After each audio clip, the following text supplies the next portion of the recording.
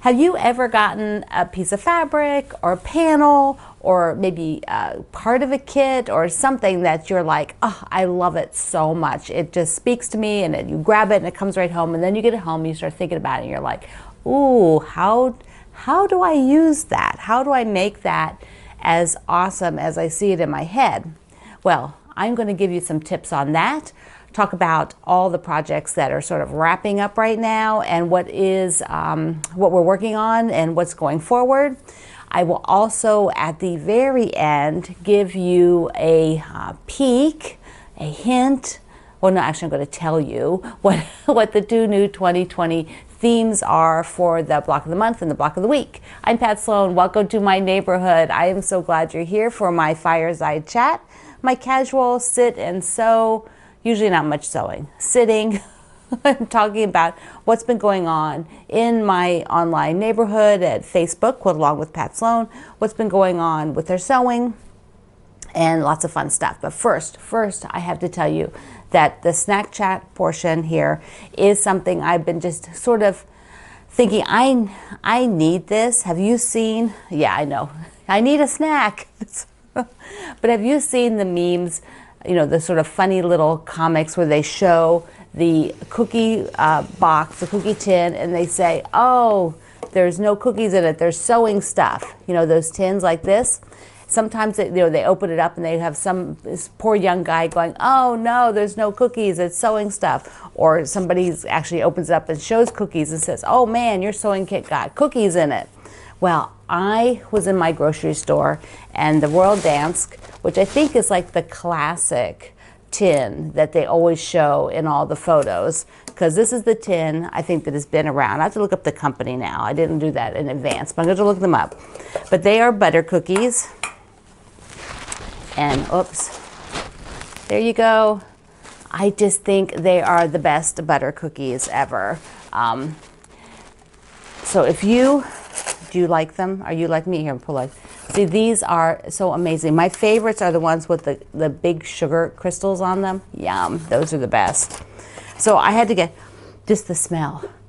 Oh, the smell. I love the smell of butter cookies. When I lived in Europe, these were pretty common, and I think everybody had them pretty much all the time. You know, the Europeans, this was, or some variation of this was around for everybody.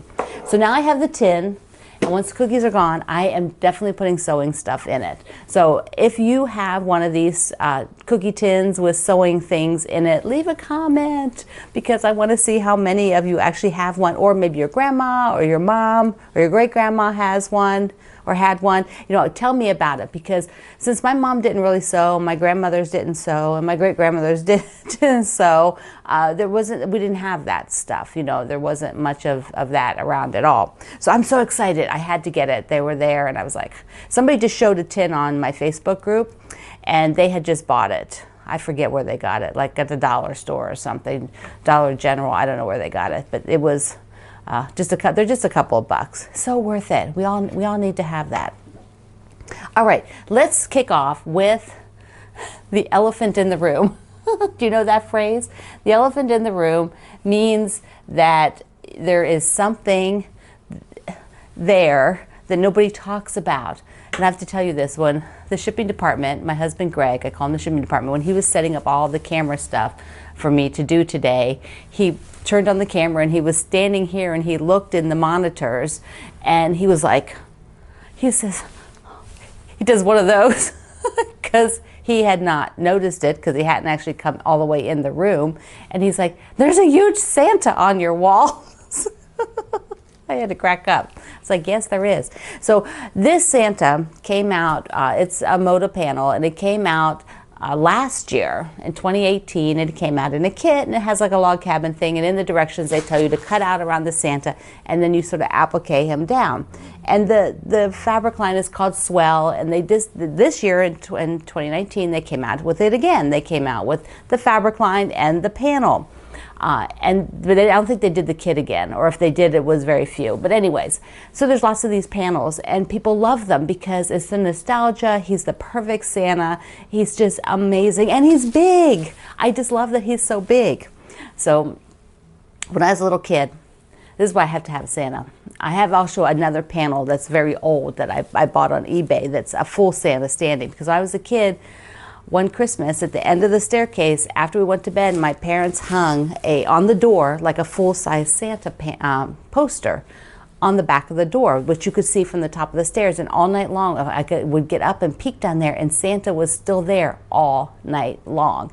And I just vividly remember being petrified, because it's like he didn't ever go away. How were we going to go downstairs if he was still there?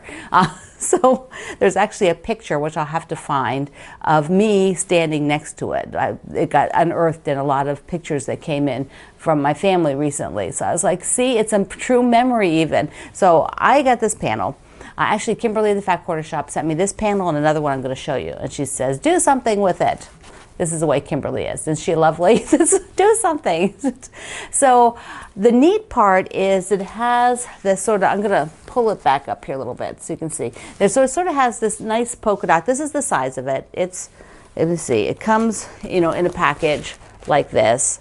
And the size is like 57 by 51. But the deal is, when they did it last year, because they intended it for a kit, they put stuff around it. Like there's a free label down here, and then on the one side there's a little mini, here I can't move over. Yeah, so there's like a little mini Santa, like a small one that you could applique onto a table runner. And then up under that circle is a big emblem that says the fabric line name. Well, of course, most of us, that's just dorky. You don't want to have those things. You can't just use the panel as it is. You've got to do something with it to kind of get rid of those extra objects, which are fun if you use it as an applique. It's very large to applique, and they turn out amazing. I've seen them done, and they are so amazing. So let me just stand up here a minute. I know, he's big, right? So what I decided, I've had him up here for a day or so thinking about it, and I thought, I'm not afraid of applique. And at first I thought, though, I would just cut like rectangles and then do an inset block. I'm not afraid of inset seams, but there's no seam there, so you're putting a stress factor on the fabric, and I didn't want to do that. Then I thought, well, I could do some sort of curve. Then I'm like, applique. So what I'm going to do, can you see that up there? Here, let me zoom in, is that I just did this to show you. I am going to take a big, not that fabric, it's just a test, but I'm going to take a big circle and applique it down. And then I'm going to do snowflakes, or there's actually holly and berry in the background there, if you can see that. Here, I'll zoom in a little bit. There, can you see, like next to Santa, there's holly and berries. So I could applique that on there. But really the whole idea is that I'm going to applique this circle, and then behind it, I'm going to go in and trim away, because that particular one up there is an emblem. It says Swell, Christmas, Moda, something. Down here, there's a label and a Moda tag. And on the far side, which I think I'm in the way here. I'm sure you can see it. Yeah, now you can see. Here's another little mini Santa. And so you don't want to, I don't want to do full fusible, because that would, whoops, I'll stand on this side. That would eliminate, us using the label and the little mini Santa. So what I'm going to do is just applique the edge, either by fusing with the cutaway, like I showed you this week, this past Saturday, the cutaway method, and then I'll cut behind it and remove the piece. So I'll have the little mini Santa and I'll have the label. So doing it as applique is perfect. And then I think I'll do like 3 big circles where they'll just be the snowflake like that. Okay, so this year the Santa has been so popular. Let me just get Santa out of our view for a minute. He's a little distracting, isn't he? It's like if you're looking at me and you see Santa's face. So we're going to, we'll pull in there so now you're not distracted by Santa. So this year they came out with a second one, but they're a little smarter, and it is equally darling. So this is called Sweet Christmas, and it is a giant snowman who I think is about the same size, a little tiny bit bigger 64 by 57, which could be the backing of like a pieced quilt. You could put this on the backing. It would be so darling. You could put Santa on the back too. You could put some borders on him. Then it could be the back of a pieced quilt. You just kind of cover up and remove those bonus things around the edge. But what they did here is, look at this. Here they put all that bonus stuff. So there's the label and the little mini snowman, and then you know what the line is. So this is awesome. All you have to do is put a border on it. Today, who did it? I wrote her name down. I think it's Christiana in my Quilt Along with Pat Sloan group. She did one of these, just put a border on it, and it's a finished quilt, and it is so stinking cute. So this is Sweet Christmas, and I will link you to all of that on my website and down below here under the video at either Facebook or YouTube, wherever you're watching it. So, and speaking of watching it, if you would subscribe at Facebook, you will get my notices of when I have new videos. And then you can also click the little bell after you subscribe. There's a little bell. If you click that, then you actually get like an email or a text message, however you have YouTube set up. And then you'll know something's coming or something was just released. So then you don't miss out. You never miss out. Okay, that is how to deal with the elephant in the room. Dealing with the elephant in the room, I think, is one of my mother's favorite phrases. She would always say, have you addressed the pink elephant in the room? It's generally, sometimes you say pink elephant, sometimes the elephant. All right, so let's talk about what we've been working on, because we've had a few different projects happen. Let's see, I've got Winter Fun. We did the last block, which is the star. Yay! So the star is out, and so many of you have done amazing finishes. This is mine. You can see I've got the border on it, and I actually I pieced the backing. So my backing is pieced, and I think I'm going to quilt this in the middle part, all the middle part from the border in. Where's the border? From the border in, I'm going to just do my little wave on the Solaris with the walking foot, and then on the border, I think I'm going to do just straight lines, like just framing it through the border. And I think I'm going to try to base this next week. Next Wednesday will be the final, show and tell of your top. So hopefully a lot of you will have a top, because I've seen them. You've been finishing them up because you started doing your setting while you were making your blocks, which is my favorite way to work for a mystery sampler, so that you are moving along as you go. Okay, so we had that. And I don't remember if I showed you this last week, so I'll show it to you again.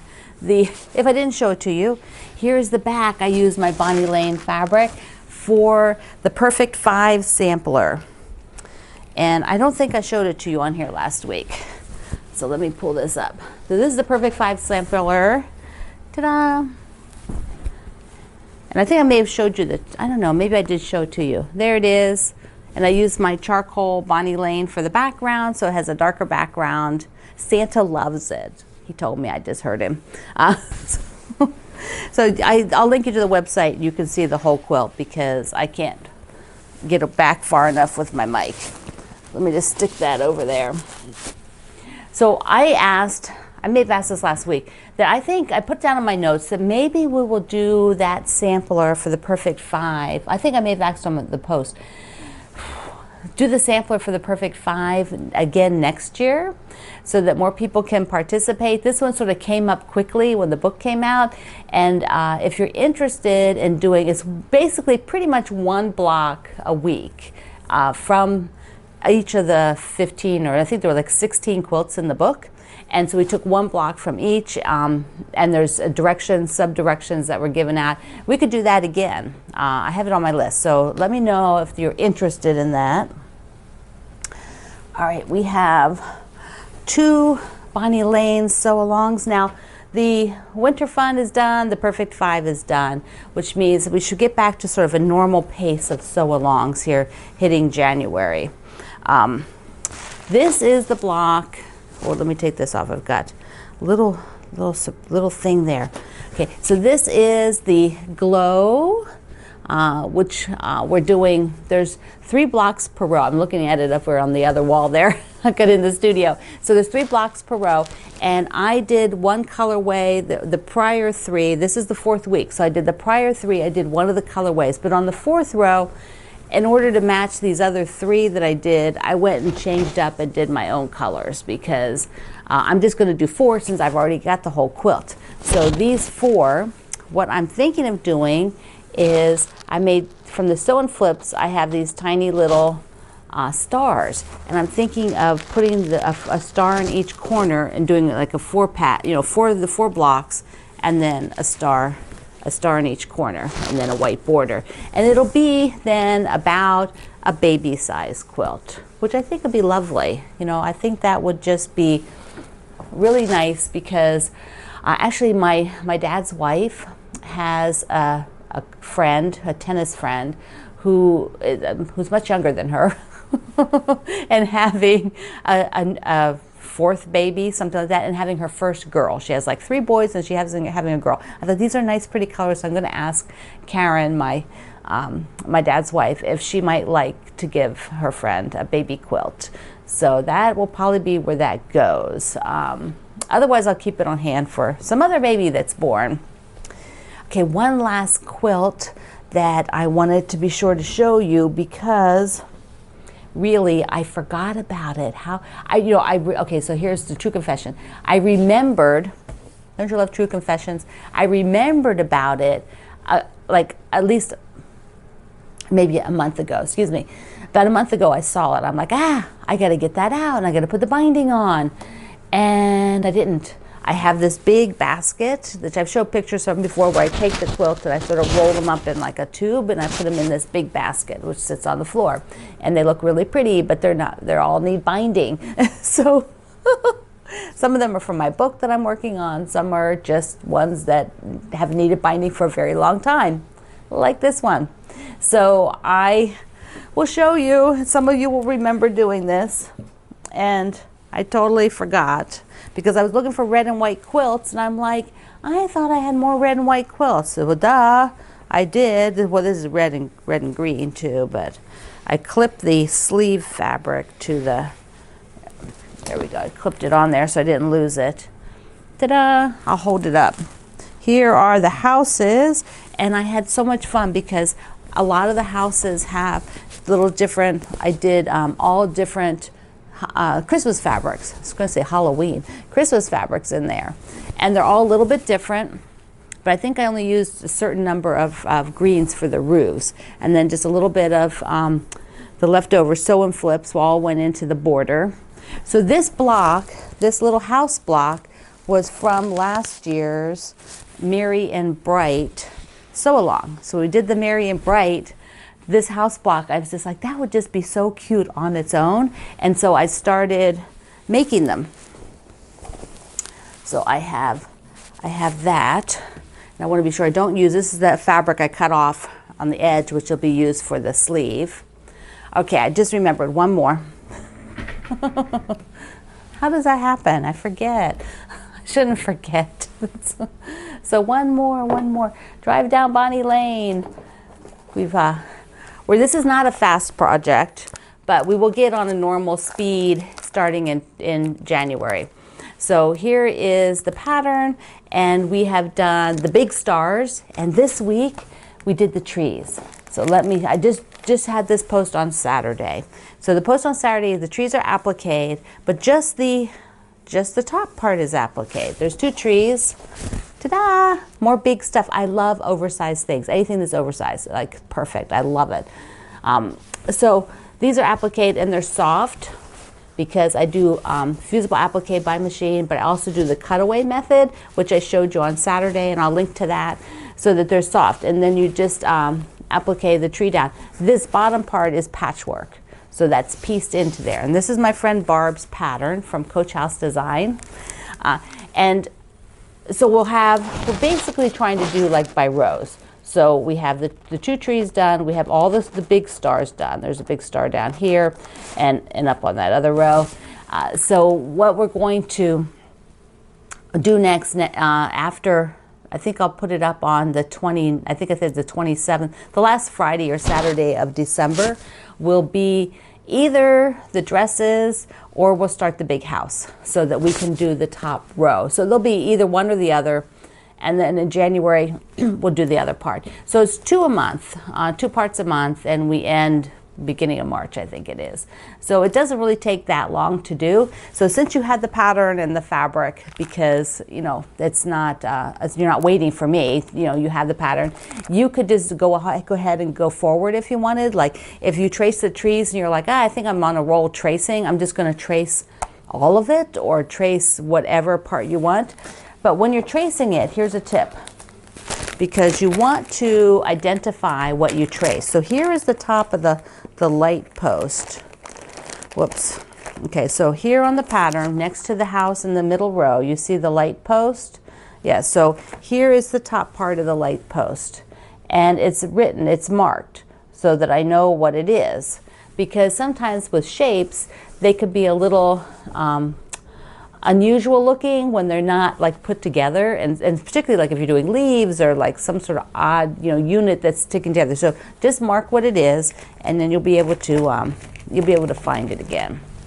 That will be, so that I'm just so excited. Several people have showed their trees in the Facebook group, and we just put that out Saturday.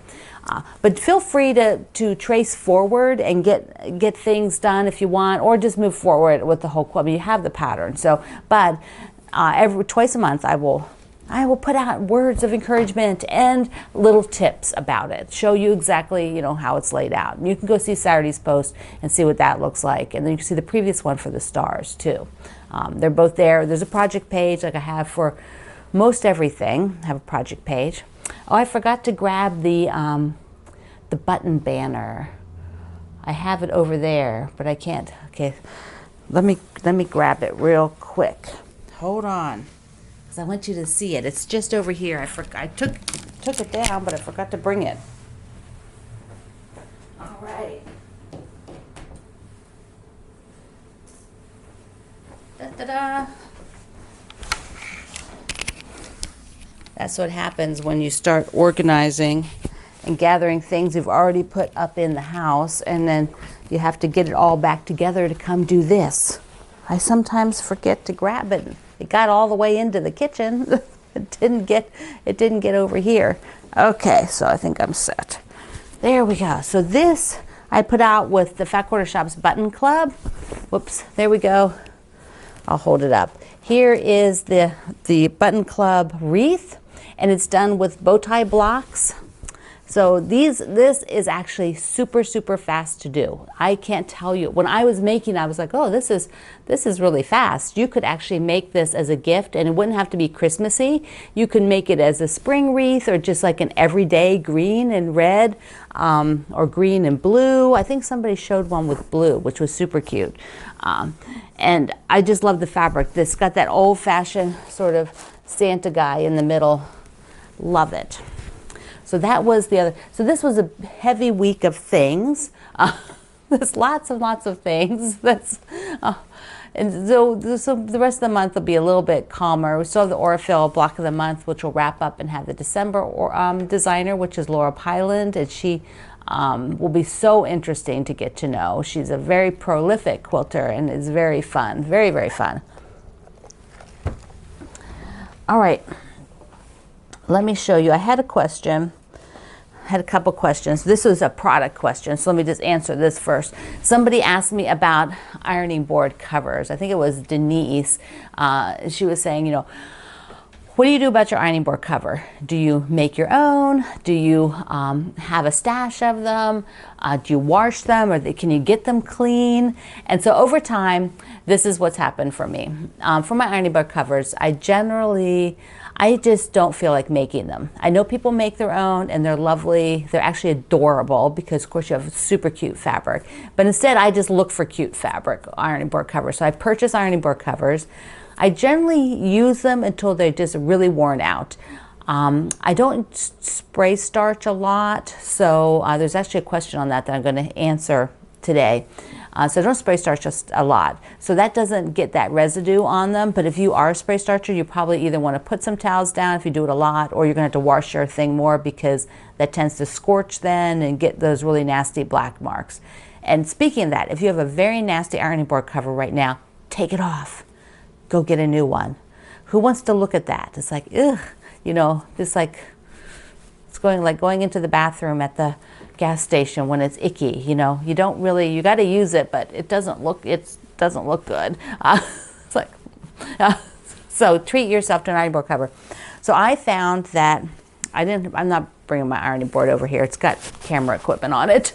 So I found at the Fat Quarter Shop, they did, Ruby Society did 2 super cute ironing board covers, and the strawberries are my favorite. And it came in this bag. Look at this. This bag is what it came in. So, I mean, you have this really cute bag for keeping projects in. This was the tag.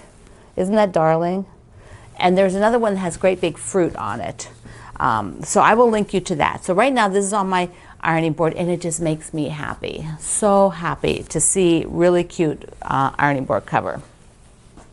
Okay, so I had 2 questions that people asked that I thought I'd answer today. Speaking of starch, so one is from Leah. Leah said there's like a multi-part starch question. So she wants to know, do I always starch my fabric? And it's like, no, I rarely starch my fabric.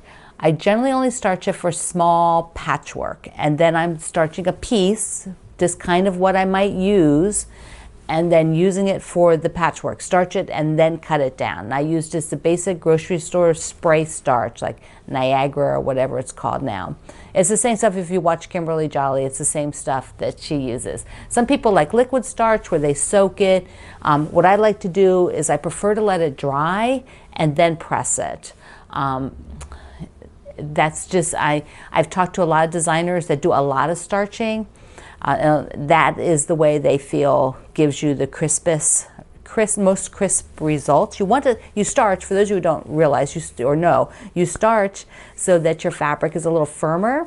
So then when you cut, think like paper, maybe not quite that firm, but that lets you do your patchwork where everything is sort of very flat and there's not really that tugging and pulling that happens when when you have fiber that's not firm. It stretches, it has life. To me, it has life. I mean, it's got its own personality. So no, I rarely starch, and only small pieces, never everything. I would never want to spend the time starching everything. I know some people do that. I just feel like I'll starch it when I need it. It's not that big a deal. She wanted to know if I starch the backing fabric. No, I wouldn't see any reason or any benefit to starch it. I've not heard of anybody starching it. That doesn't mean there aren't people. If you starch your backing fabric and you have a wonderful reason why, leave it in the comments, because I don't know why you do that. I just haven't had a need. I don't feel a need to do that. It's going to be firm, and I really don't think free motioning is any different, having everything super firm. But that's just me. So if it works better for you, let's hear about it, because there is no one right answer for everything. There are lots of answers that work for lots of different people. All right, and she still has one more question, Leah. Do I ever wash my quilts afterwards? Yes, yes, and yes. My quilts are washed. A lot of the quilts are not washed until after they've been photographed, because once I wash them, I like to use a batting that has a lot of cotton in it, and the cotton will give that more crinkly, soft, cuddly look, and that's what I want. But I don't want it for photography because it gives too many shadows in the photography, and you don't get to, it sort of distracts from the beautiful photo that you're trying to take, in my opinion. So I prefer to wash afterwards. Plus, every gift that I give is washed. Like the Perfect 5 Sew Along, the full quilt I did from the Snickerdoodles, you remember that with the super cute backing on it? That is going to get washed and then sent to my niece for her new baby. She is boy number 3, baby Elliot. So it's my great nephew, and that is going to go to him, which is much too big for a baby, but I don't care. I think it's cute. He'll grow into it. All right, and then the other question we have today is, this is a good one. This is a timely question. Is Ruth asked, do I ever make Christmas gifts? Currently, no, I don't. In the past, yes. I used to make tons and tons of gifts at Christmas. And, you know, there was certain people I made them for. Certain other people that just wasn't their thing to get, you know, the things that I could make weren't the things that spoke to them, you know, wasn't that big of a deal for them. But I always made my mother-in-law something. I've made one of my brothers. I've made my mom. I've made girlfriends. But then there's you know, a lot of people that in my family that they just are not real. They're not decorators. They're not into decorating. And so, you know, I've given all the nieces and nephews quilts. So, you know, there's just over time I've decided that I will give quilts at another time. You know, and sometimes I would make, like I always made my mother-in-law something almost every year. So I'll miss having that for her this year, but since she passed away this year. But you know, that is the one person I always still made something for. I always made her something. She was a little disappointed if I didn't. So, you know, even if it was tiny, like a mug rug, I made her something. So I have this fast little gift I want to show you that you can make. So this is called a Tisket a Tasket bag. It's super cute. And in there right now I have like, whoops, oh here, let me do this so you can see it. So in there right now is like a jelly roll. See, there's a jelly roll and just some fabric. So this is like this rectangle. I'll link you to the pattern. It's by me and my sister, Barb and Mary, who are sisters. So they have these flaps, and then you come up. This is made with my Bonnie Lane fabric, and then you just tie it. This is so cute. They're actually really, really easy to make. So I will link you to the pattern, and they look darling. I did one in the opposite colors there. Super cute, super cute. I just think they're just the neatest. They're the neatest, neatest, neatest, and you can make them and give all kinds of little presents and gifts if you have to do something for a teacher or you know, somebody special in your life that has, you know, this is just a way you could put in cookies and, you know, have that sort of extra pretty, and it only takes, I think, 2 fat quarters. So I think you have fat quarters. So this is the way to go. All right, we're gonna do prizes. Yay! I have 2 goodie bags. One that I have to tell you who won it last week, and then one for this week. So last week's goodie bag was this one here. I've already got a note in there, and that is going to go to Tish Elmore. And she answered the question, what do you do to relax if you're not quilting? What other thing besides quilting? And she said she likes to read or just sit with a cup of coffee. It's like my kind of gal, Tish. That is what I like to do too. So I am going to email you. All right, now before I show you the other goodie bag, which has fun stuff in it, I want to tell you 2 things about the projects for 2020. Hey, the sew-alongs. There'll be a block of the month again, which comes out on the 1st of every month. It's for 10 weeks. And I do that with freequiltpatterns.info company. And that one we just finished last year, Out of This World. And next year's theme is, drum roll, it's called Out West. So I've got fabric bundle getting made so that you can use the same fabric bundle I'm using. It's not ready yet. That's why I haven't done the announcements. But that's the theme.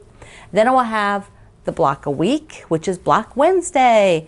And that will start, that is on the Wednesday starting in January, the first Wednesday. I don't even know what day that is, so look it up. But the theme for that will be children's games.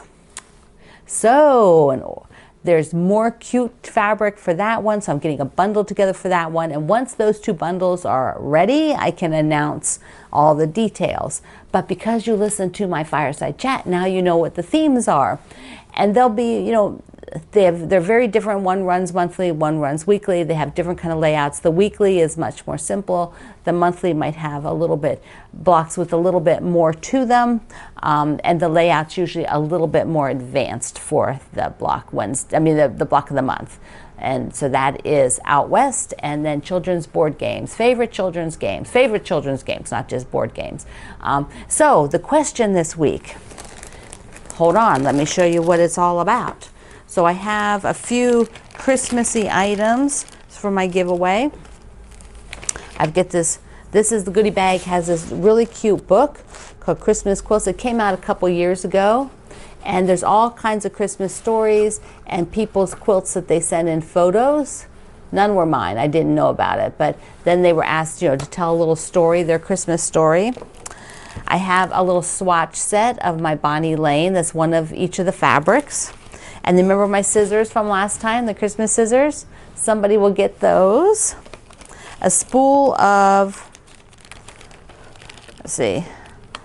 Whoops, trying to get this. A spool of Orfil, one of the Olfa cutters.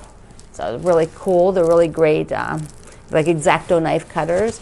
The little pin, plus some of my friend Bev's fabric. This whole bundle of these reds and whites and aquas and a little gray. So this is from one of her fabric lines. It has like vintage tea towel looking pieces on it. So all of this will be for that goodie bag. So leave me a comment at my website. Yeah, and that is telling me your favorite childhood games. I want to thank you for hanging out with me here on the Fireside Chat. Thank you for using all of my links for your shopping. That helps support Greg and my small family business. We appreciate it every time that you do that. I love you, and I will see you online. Bye-bye.